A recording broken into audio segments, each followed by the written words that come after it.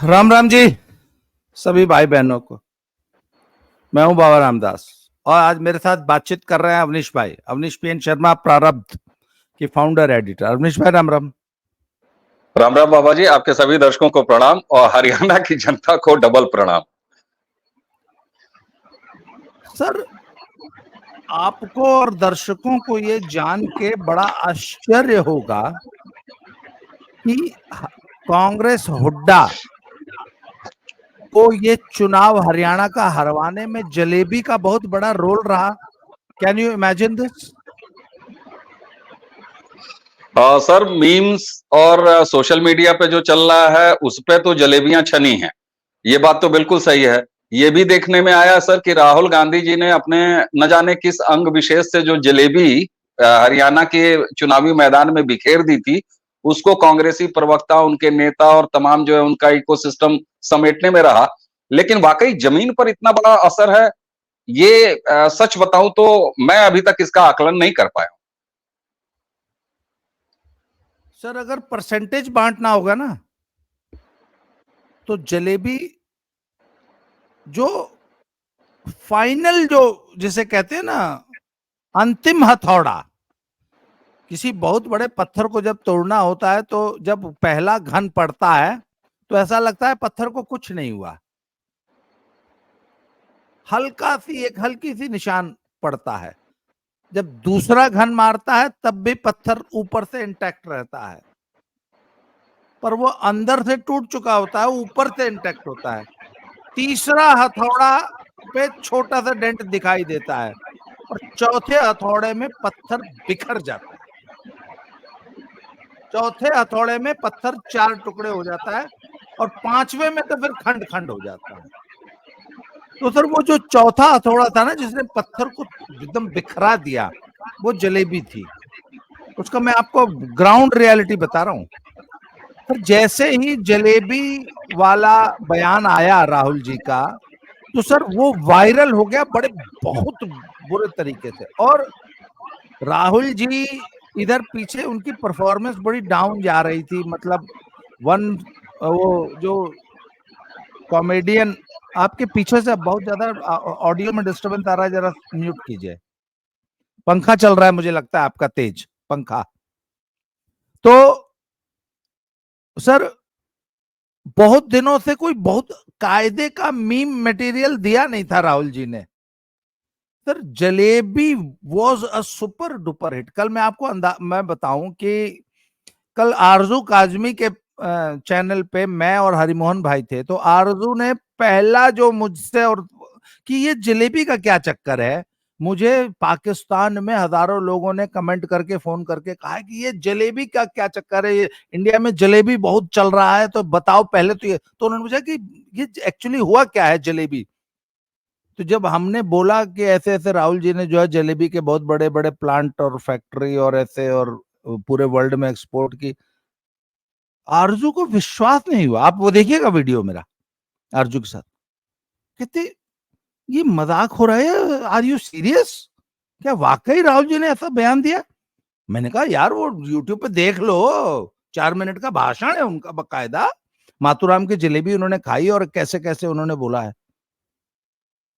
कहते चुनाव में ऐसा भाषण, आरजू को विश्वास नहीं हुआ कि सचमुच ऐसा भाषण दिया गया है। और सर, पाकिस्तान की जनता में कौतूहल था कि आखिर इंडिया में ये जलेबी जलेबी आखिर ऐसा क्या चल रहा है। सर, जलेबी इतना चला है कि पाकिस्तानी परेशान हो गए कि यार हम कहीं कुछ मिस तो नहीं कर रहे हैं, बड़ी मजेदार थी आइटम। तो they wanted to know. Sir, इसका हरियाणा में क्या असर हुआ मैं बताऊं आपको। सर, हरियाणा में जो जाट कम्युनिटी है ना, बड़ी डोमिनेंट कम्युनिटी है गांव में, अपने आगे किसी को बोलने नहीं देते और बहुत मुखर होते हैं, वोकल होते हैं, तुरंत जो है बदतमीजी पे आ जाते हैं, शाब्दिक बदतमीजी। तो गांव के जितने भी लोग होते हैं ना सर, वो कहते हैं जो मरखना सांड नहीं होता उसे अवॉइड ही करना चाहिए ना, समझदार आदमी तो अवॉइड करता है। तो उनके सामने हाँ जी हाँ जी हाँ जी बस करते रहेंगे, हाँ हाँ हाँ, वोट किसको देना है, बोला जी आपको देना है, मुंह पे यही करते हैं। अब सर बात ये कि जब जलेबी आई तो लोग रस ले लेके जलेबी खाने लगे, गांव भर में खाई गई। तो सर अब देखिए वो तो है, तो मीम मटेरियल शेयर की गई सोशल मीडिया पे, जलेबी इतनी चली है कि आप कुछ नहीं, मुझे याद नहीं आ रहा सर कि कोई फैक्टर इतना चला हो। और सर गांव में जलेबी के वजह से हुड्डा समर्थक हंसी का पात्र हो गए, लोग हंसने लग गए। इससे क्या हुआ कि गांव में, मुझे एक गांव के आदमी ने बोला, एक हमारे गांव में एक लड़के ने ऐसे ही किसी लड़के के सामने जलेबी कह दिया, जलेबी सिर्फ वर्ड कह दिया जलेबी, तो मारपीट होने की नौबत आ गई और उन्होंने बहुत बुरी तरह गालियां दी। और फिर उसके बाप को आके कि ये ने उल्टा बोल रहा है, समझा लो इसने, थारा छोरा उल्टा बोलता है। उसने बोला क्या था, सिर्फ जलेबी की तो जलेबी की फैक्ट्री लगेगी, तू भी लग जाएगा उसमें। अच्छा, लोगों ने अब आगे मीम क्या बनाए कि भाई जब जलेबी की फैक्ट्री लग गई तो उसमें तो उड्डा उड्डा के आदमी लग गए, मारा नंबर था हो तो घनी फ्री की जलेबी आओगी तारे घर, हाँ? यार दोस्त आपस में, जलेबी मुद्दा बन गया था सर। इतना बारीक रिपोर्टिंग आपको कोई करेगा नहीं, कोई ये सब चैनलों पे डिस्कस होने वाली बातें नहीं है। तो सर लोगों ने हुड्डा समर्थकों को जलेबी जलेबी कह के चिढ़ाना शुरू कर दिया। सर ये जलेबी, और जलेबी बाई चांस चुनाव के आखिरी मौके पर आई, और उसको पकने में भी आपको मालूम है, कोई भी मीम वायरल मीम मटेरियल पकने में भी तो वही टाइम लगता है। 2-3 दिन में पका, तब तक चुनाव आ गया। तो सर आखिरी के 4 दिन जो थे ना, उसने हुड्डा समर्थकों को समाज में हंसी का पात्र बना दिया जलेबी को लेकर कि ये तुम्हारा लीडर है, ये तो तुम्हारा लीडर है। और इससे क्या हुआ कि वो जैसे किसी बंदर को आप चिढ़ाते हैं तो वो उल्टा नहीं खिंचता है, वो बंदर घुड़किया देता है, बंदर घुड़किया जिसको हम लोग बोलते हैं। सर जलेबी ने माहौल बना दिया राहुल गांधी और हुड्डा साहब के खिलाफ।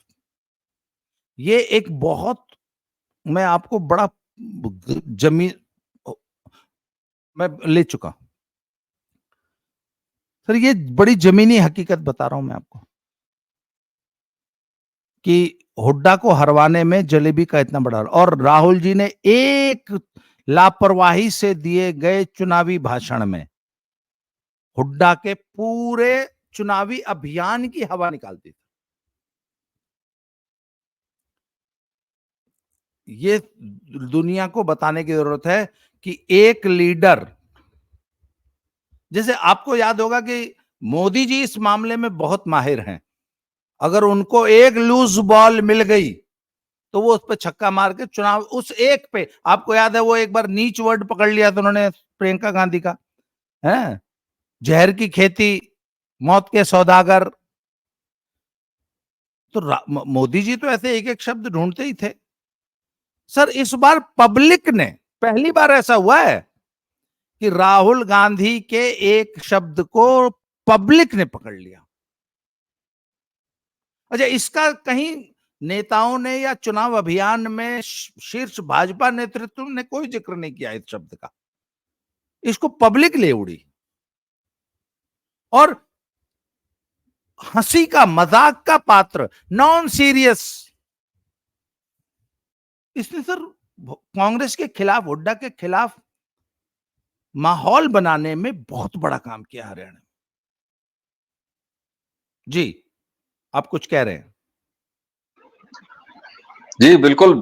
एक चीज बताऊं, आपने जिस तरीके से जलेबी फैक्टर, और देखिए चुनाव में जब किसी का चेहरा एक फैक्टर हो सकता है, उसका कपड़ा एक फैक्टर हो सकता है, उसके बोलने की शैली एक फैक्टर हो सकता है, तो राहुल गांधी जो कि अब लीडर ऑफ अपोजिशन भी है बाबा जी, अगर उनके मुंह से, और हो सकता है मुंह से निकली दिखाई दे रही है, लेकिन जिस तरीके से अब मुझे आपने ग्राउंड रियलिटीज बताई, वो भी जलेबी के संदर्भ से, तो साहब बिल्कुल अब मुझे विश्वास हो रहा है और करना पड़ेगा कि एक चीज आपने बिल्कुल कही, देखिए जलेबी ने जाके वोट नहीं डाल दिया भारतीय जनता पार्टी के लिए। ऐसा नहीं है कि जलेबी बाजार में आया, चुनाव बाजार में, तो उसके बाद जो है कांग्रेसी वोटर घर बैठ गया, ये भी नहीं हुआ। लेकिन आप जो एक बात कह रहे हैं ना कि मजाक का पात्र बन गया हुड्डा का समर्थक और कांग्रेस का समर्थक, ये कब हुआ? आपने ये जो बताया कि चुनाव के 3 दिन पहले, भाई 48 घंटे पहले चुनाव प्रचार बंद होता है। और जो कहते हैं ना कि चुनाव किस तरफ जाएगा, वो भी 90 सीटों वाली किसी छोटी विधानसभा का राज्य अगर कोई हो, तो आपने हमने लगातार जब भी बात किया है, चाहे आपके यहाँ चाहे हमारे यहाँ, आपका एक कथन और हम भी उस पर सहमत रहते हैं और हम भी उसको आगे बढ़ाते हैं और विश्वास करते हैं कि साहब 90 की विधानसभा में 5-7 सीटें दाएं की बाएं और काम आपका खत्म हो गया। हालांकि हरियाणा चुनाव में इस बार जरा एक दूसरा फैक्टर भी है, मैं उस पर भी आऊंगा, बड़ा गंभीर फैक्टर है। लेकिन चुनाव प्रचार के बंद होने से कुछ घंटे पहले तक अगर जिलेबी पक चुकी थी, तो मोराल वो डाउन कर देता है और इस तरह हंसी का पात्र बन जाना। तो फिर आप जिस तरीके से एक दबदबी शैली में रहते हैं, आपका एग्रेशन खत्म हो जाता है। आप जीत रहे हैं, आ गए हुड्डा, मुख्यमंत्री बन जाएंगे हुड्डा, ये पर्ची निकाल लो, नौकरियां मिल जाएंगी, ये सारा आपका नीचे दब जाता है। और होता क्या है, एक अच्छा खासा वोट हर चुनाव में ऐसा होता है जो अईमाई, जो जीत रहा है, जिसका माहौल है, उसके साथ चला जाता है। अगर उसका माहौल थोड़ा सा ठंडा दिखा, वो दूसरी गली यानी दूसरे ईवीएम के बटन की तरफ चला जाता है। तो इस मायने में अगर आप जिस तरीके से बता रहे हैं, और अब उसमें अगर शब्द हटा देना चाहिए, क्योंकि परिणाम ये बता रहे हैं कि जलेबी फैक्टर और मजाक, और राहुल गांधी एक बार फिर सांप सीढ़ी के खेल में 99 तक पहुंच के वहां डसे गए हैं लंबे वाले सांप से, और फिर जीरो पे चले आए। 2019 के बाद राहुल गांधी ने अपना जो पॉलिटिकल कैरेक्टर है एक दूसरे तरफ से गढ़ना शुरू किया था। उन्होंने अपने इकोसिस्टम से ये कहलवाना भी शुरू किया बाबा जी कि राहुल गांधी अब बड़े हो गए हैं, राहुल गांधी अब मैच्योर हो गए हैं। और जब लीडर ऑफ अपोजिशन बन गए संयोग से 99 नंबर लाके, तब तो ऐसे कहा जाने लगा जैसे कांग्रेस और उसका पूरा इकोसिस्टम इस तरीके से 4 जून के बाद एंजॉय कर रहा था और एलओपी बनने के बाद इस तरीके से बिहेव कर रहा था जैसे राहुल गांधी एलओपी नहीं प्रधानमंत्री बने हैं और नरेंद्र मोदी एलओपी बने हैं, या ये कहिए कि एलओपी लाइक सीट भी नहीं ले आ पाई है कांग्रेस। तो ये मोरल फैक्टर निश्चित। और एक अब गंभीर बात, मेरे पास कुछ डेटाज हैं, वो डेटा के जरिए लोग बड़ा आश्चर्यचकित हैं। खुद भारतीय जनता पार्टी के समर्थक इस बात को लेके बड़ा आश्चर्य में है। हम लोगों ने तो लगातार कहा, आपने भी ये लगातार बात कही कि साहब बड़ा क्लोज फाइट होने जा रहा है, और हम लोगों का पूरा भरोसा इस बात पे था कि 5-7 सीट अगर इधर उधर हुई तो परिणाम कहीं भी जा सकते हैं, और हुआ भी यही। लेकिन एक दिलचस्प आंकड़ा है, आप देखिए, हिंदू एकीकरण की जो बात कही जा रही है, बहुत सारे लोग और भगवा मोहल्ले के लोग भी ये कह रहे हैं कि साहब देखिए किसी नेता ने वहां चुनाव नहीं जिता दिया, खट्टर जी के काम को भी लोग दरकिनार कर रहे हैं, भूल गए हैं। इतनी छोटी याददाश्त कि लोग खट्टर जी के उन मतलब काम को भूल गए हैं जहां पर प्रो इनकम्बेंसी वोट आया है, जिसकी वजह से, यानी आपने कोई वोट शेयर लूज नहीं किया है, आप अपने पुराने वोट पर बने रहे हैं और आपने ये परिणाम हासिल किया। मैं आंकड़े आपके सामने रखता हूं सर। अगर आंकड़ों को आप देखिएगा तो 2019 के विधानसभा चुनाव में भारतीय जनता पार्टी को उस हरियाणा में 36.5% वोट मिले थे, और इस चुनाव में भारतीय जनता पार्टी को 40% वोट मिले हैं, यानी 3.5% केवल गेन किया है भारतीय जनता पार्टी ने। यानी कि ये बताता है कि एंटी इनकम्बेंसी फैक्टर नहीं था, थोड़े से वोट और बढ़े हैं। अब इसमें ये जिलेबी से डिमोटिवेट हुए वोट भी आ सकते हैं, लेकिन कांग्रेस का वोट शेयर आप देखिए तो केवल भारतीय जनता पार्टी से इस बार 0.85% कम है।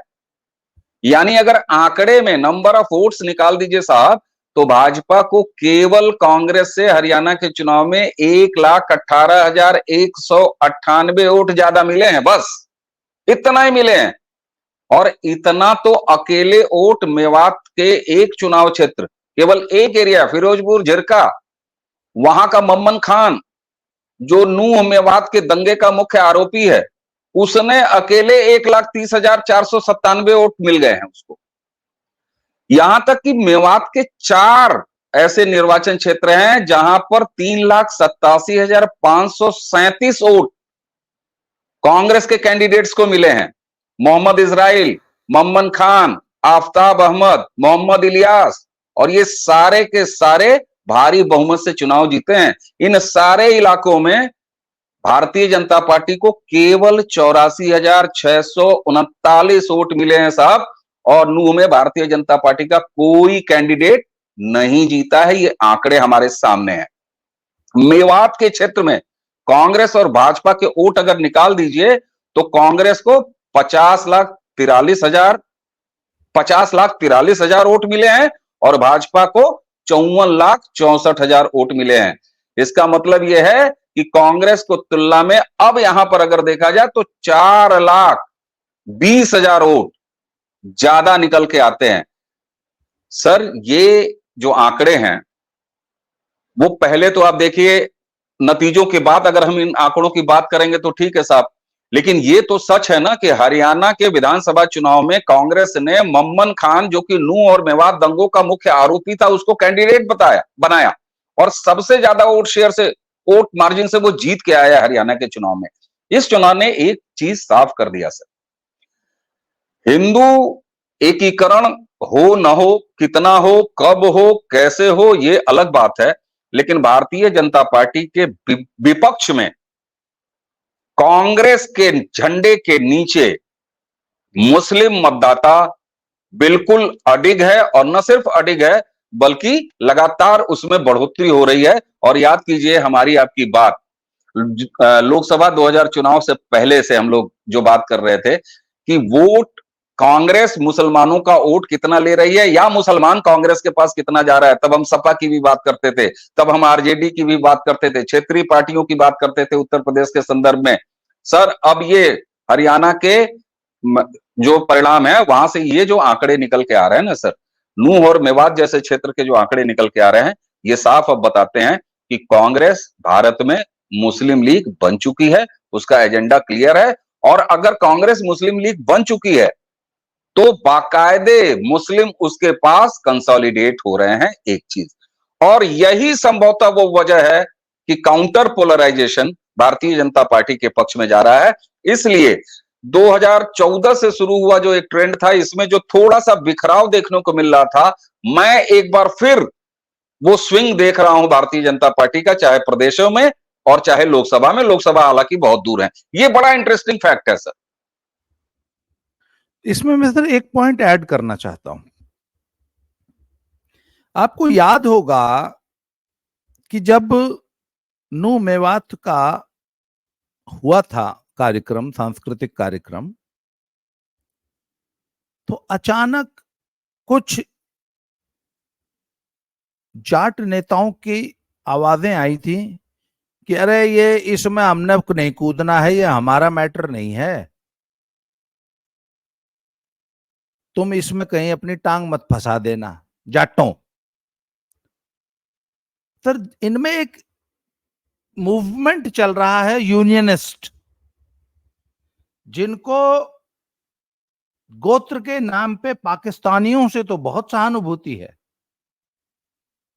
परंतु वो कहते हैं कि ना, हम हिंदू है ही नहीं, हम तो जाट हैं।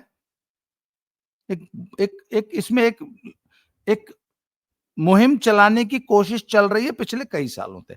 आपको याद होगा जब पहलवान जी लोग गंगा जी में मेडल बहाने गए थे, तो इनकी एक नेत्री है छोटी मोटी, इंग्लैंड में रहती है, उसने वहां से वीडियो बनाई थी, यार तुमने शर्म नहीं आती, थारा गंगा जी के मतलब किसी गंदे नाले में बहा देते, तुम गंगा जी क्यों गए, गंगा जी तुम्हारा क्या मतलब। और जो नूह मेवात का जो सांस्कृतिक कार्यक्रम था, वो कहते हैं वो हमारा मैटर ही नहीं, हम क्यों, भले ये आपस में निपट लेंगे, इनको लड़ने दो। सर, अब इसके पीछे की भावना क्या है? देखिए, भाजपा को और संघ को जाट वोटर को अपने साथ जोड़ना है, तो वो कहते हैं इनकी जाट अस्मिता नहीं, हिंदू अस्मिता को जगाओ, इनको ये याद दिलाओ कि पहले तुम हिंदू हो, पहले तुम एक सनातनी हो, फिर तुम जाट हो या कोई हो, हम सब पहले हिंदू हैं, पहले भारतीय हैं। हमारी राष्ट्रीयता, राष्ट्रवाद, हमारी सांस्कृतिक पहचान, हमारा धर्म, हमारी संस्कृति, इसका उनको एहसास कराओ। कहते जिस दिन सर जाट को ये एहसास हो जाएगा कि मैं तो हिंदू हूं, मैं तो सनातनी हूं, उस दिन तो सर वो भाजपाई हो जाएगा। इसलिए जाट की हिंदू और सनातनी आइडेंटिटी मत सामने आने दो, उसको ये एहसास कराओ कि नहीं तू जाट है, तेरा हिंदुत्व से क्या मतलब।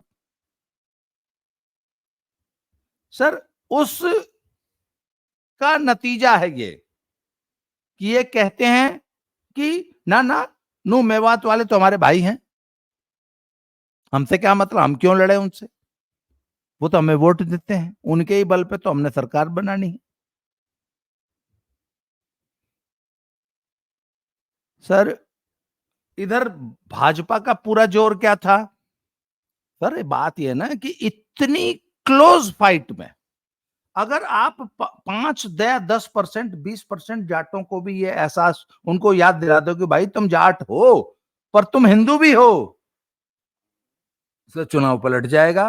सर मैं एक बात शुरू से कह रहा था कि it is a very very very close fight, कुछ भी हो सकता है जी। सर मैं आपकी ही बात में थोड़ा सा ऐड ऑन करता हूं। देखिए साहब, ऐसा है, जो कोई दुनिया का कोई भी चुनाव ले लीजिए, ग्राम प्रधानी से लेके और डायरेक्ट प्रेसिडेंशियल इलेक्शन तक ले लीजिए, अगर कोई व्यक्ति, कोई पार्टी अगर जीतती है और सरकार बनाती है, तो ये बात तो निश्चित होती है कि उसको समाज के हर वर्ग से, हर वोटर वर्ग से कुछ न कुछ वोट मिला है। ये ध्रुव सत्य है। इसलिए हरियाणा के चुनाव में भारतीय जनता पार्टी अगर सरकार बना रही हो और कोई ज्ञानी आकर ये कहे कि किसी जाट ने भारतीय जनता पार्टी को वोट नहीं दिया, तो ये बात गलत है, झूठ है, दुर्भावना से भरी हुई है। अब आते हैं भाई चुनाव, तो अभी आपके सामने मैंने आंकड़े रखे, कितने लाख वोटों का, 2.25 लाख वोटों का अंतर है, प्रतिशत में थोड़ा सा अंतर है। तो यहां पर एक चीज आपको बताऊं, जो जाटों में ये भावना आपने कही ना, मुझे उत्तर प्रदेश, अखिलेश यादव की राजनीति, यस उनका यादवों के अंदर वो यादव प्राइड, आपने कहा ना जैसे मैं जाट हूं, अब वहां पर ये नहीं कहा जा रहा है कि मैं और क्या हूं, जाट के पीछे भी तो कोई पहचान है। जैसे आप देखिए तो सिखों को आप ही कहते हैं कि केवल 400 सालों में सिमटा देने का एक प्रयास चल रहा है कि नहीं बस तुम सिख हो, 400 साल पहले तुम क्या थे कुछ पता ही नहीं है। जाटों के साथ भी यही कोशिश की जा रही है कि तुम हिंदू नहीं हो, तुम जाट हो। अरे जाट के पहले क्या हो, ये सवाल जैसे ही पूछेंगे तो खसरा खतौनी पीछे वाला खुल जाएगा आपका हिंदुत्व का।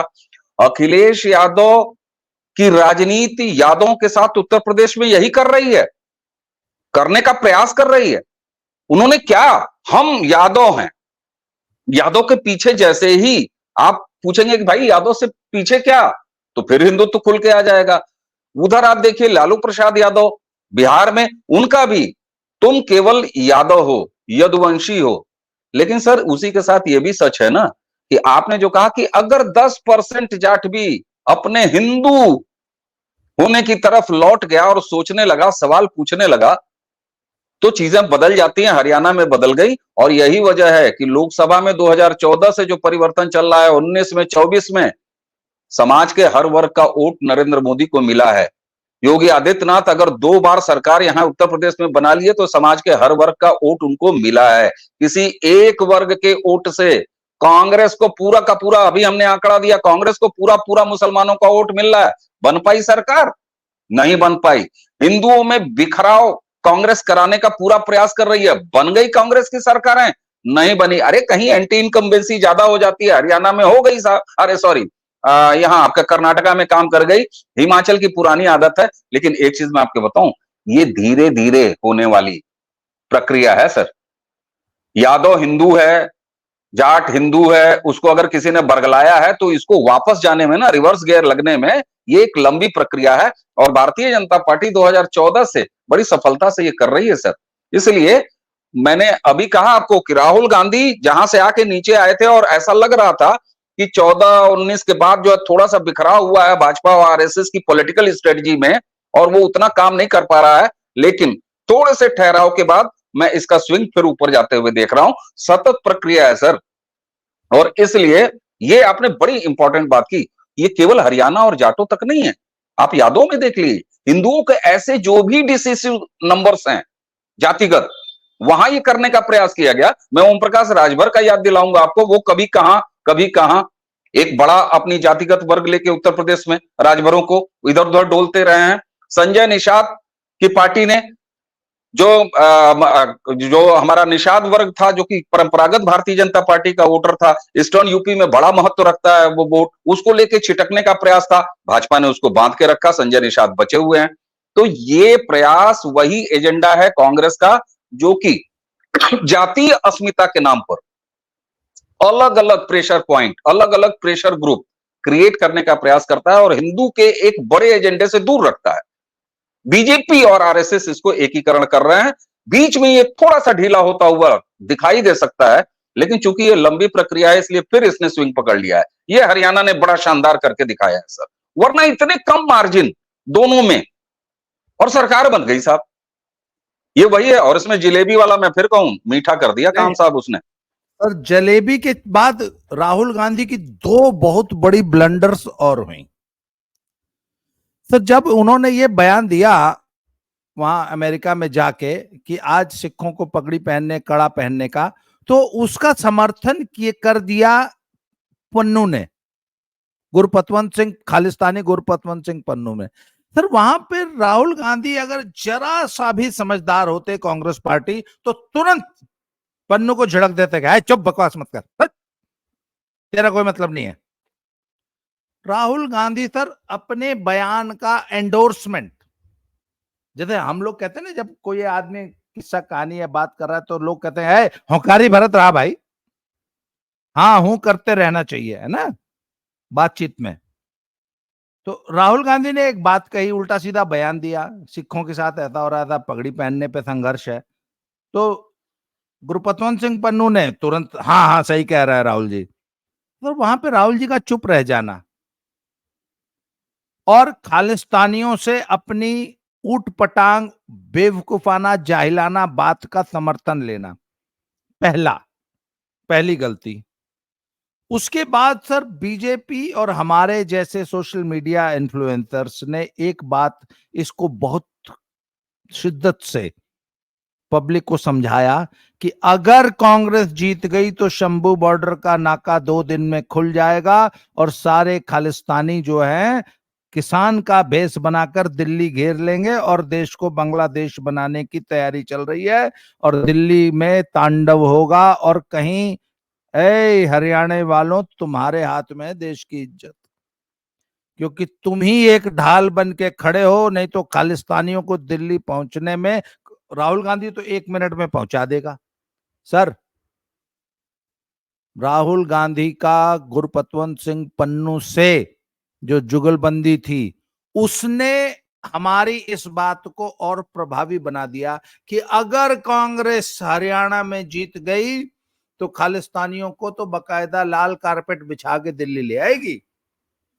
तो सर राहुल गांधी के बचकाने बयानों ने हरियाणा में माहौल बनाने में बहुत बड़ा रोल प्ले किया। और बाकी एक रोल था कि हुड्डा को कंट्रोल न कर पाना। हुड्डा बड़ी बेशर्मी से, बड़ी निर्मम तरीके से, जो शैलजा, किरण चौधरी, बंसीलाल परिवार, शैलजा और सुरजेवाला जैसे बड़े कांग्रेसी लीडर्स को जिस तरीके से ट्रीट कर रहे थे और सारे टिकटों पर जैसे कब्जा किया था, उतनी सी बात नहीं है। जो टिकट शैलजा के लोगों को मिल भी गई थी, वहां पे उन्होंने बागी कैंडिडेट खड़े कर दिए। सबसे बढ़िया एग्जाम्पल अंबाला कैंट का है। अंबाला कैंट में कांग्रेस का जो कैंडिडेट था वो शैलजा का आदमी था। हुड्डा ने उसके सामने एक निर्दलीय खड़ी कर दी, उस महिला का नाम भूल जाता हूं मैं, वो शायद अभी आप चेक करिएगा अंबाला कैंट का, बातों बातों में भी 50-55 हजार वोट ले गई निर्दलीय, और शैलजा के कैंडिडेट को मिला शायद 16-18 हजार वोट, और विज साहब चुनाव जीत गए। अगर हुड्डा ये निर्दलीय को खड़ा न करते तो कांग्रेस का कैंडिडेट यानी शैलजा का कैंडिडेट अंबाला कैंट से जीता होता। इस तरीके से जितने भी टिकट हुड्डा साहब को शैलजा या सुरजेवाला गुट को देने पड़े, वहां उन्होंने इस गुट को हराने में कोई कसर नहीं छोड़ी। ये भी कांग्रेस को ले डूबी, कांग्रेस की जो इनफाइटिंग थी। और राहुल गांधी बिल्कुल को कंट्रोल नहीं कर पाए, इस इनफाइटिंग को कंट्रोल नहीं कर पाए। हुड्डा असल में उनसे इतने ऊपर जा चुके थे। जी बिल्कुल ठीक सर। और अंतिम बात, अब मैं इसको, हरियाणा का चुनाव हो चुका, परिणाम आ चुके।